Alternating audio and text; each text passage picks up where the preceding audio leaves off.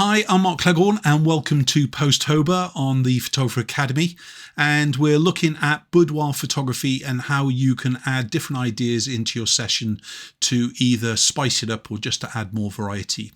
So every day on the Academy, we're adding one new image in for you, and you can check up here on our YouTube channel to kind of see the same content, but obviously our members get it ahead of time. But the Pose-Tober series is focused obviously on boudoir photography and their kind of how-to, so I'll explain the poses step by step. We can also look at why to add them in, perhaps into your sessions to add that variety. But I'm sure that during the 31 ideas that we're giving you during the course of the month, you're going to be able to take it away, whether it's classic, creative, different moods and styles, different body shapes. You'll be able to actually add in the different kind of styles, as I said. So our ninth pose is the floor lay pose, and as you can see from the kind of basic descriptions I've tried to give them, is kind of laying flat on the floor with arms above the head, legs slightly apart or bent for a dramatic overhead shot. Okay, right, let's break it down. The first things first, even though you might be shooting on a bed, you might struggle to get above the client to shoot physically down. Okay, so I chose this image so you can see that you don't have to ignore that image because you're restricted in getting above the client. We'll talk about how to do that now in a minute. But basically, from this angle here, where the subject is looking at us or looking away, it's basically elongating the whole pose no matter what. The hand stretch is the key one, because the more we can stretch the body, and if we can arch the back a little bit as well, what that will do, it really does stretch out the tummy line. If you've got a client with a fuller bust, a really strong holding bra is absolutely essential here to keep a really good shape. Otherwise, flesh in its own kind of right just tries to fall down towards the ground.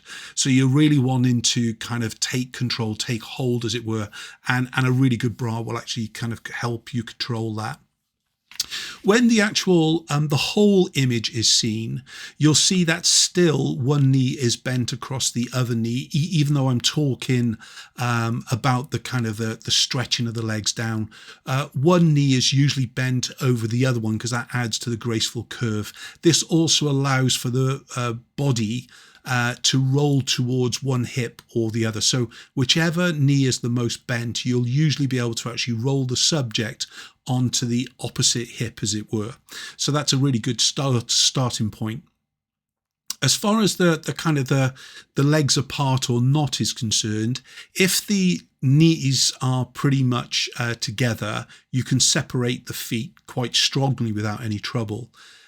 When you've got the one knee crossed across the one, as I said, to actually bring in that curve, you can still either end up with a kind of a fishtail feet, or mermaid feet as I like to call it, or they're kind of really opened up as well with it and things. If you want to bring a little bit more 50 Shades confidential kind of element, obviously even when you're doing this image, legs can be apart a little bit, but kind of really watch how you kind of swap quite a glamorous pose into a bit of an erotic pose and things. Really, it's not for everybody. I mentioned about if you can't kind of shoot on the bed and you want to shoot this kind of full length image with the likes of, a 24mm lens, 30mm lens, whatever, then just drag the likes of the duvet and the pillows onto the floor, and then you'll basically gain yourself around about a couple of feet instead of having to actually go for a ladder and so on with it. If you were operating in a studio like my very first one, which was only like 7 foot odd tall, I'd never be able to actually shoot down on a subject. So absolutely essential to get the client actually laying down on towards the ground and things. And like you're seeing here, in fact, if you do want to disguise the white bedding and everything else to matching with the client's lingerie, which is darker in this case with Molly, then you can actually throw some black netting across the bedding as well to help the kind of the contrast kind of be more controlled in its tonality and things, really.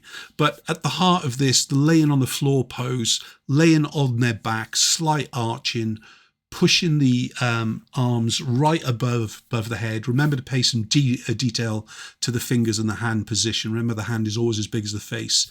And then actually, as you come down the body, remember to kind of, as I said, push the arch up, but to make sure that at least one knee is bent over the other knee to actually get a really successful and a dramatic shot from overhead. If you'd like to see some more content on the Photographer Academy, simply go over to thephotographeracademy.com. And if it's boudoir photography you're interested in, just scroll onto portrait, then kind of scroll down to boudoir, click onto that, and you'll see a whole host of different kind of topics for you to actually click onto. And any of the orange banners then takes you to the pages where you can actually follow that through to see more of our content.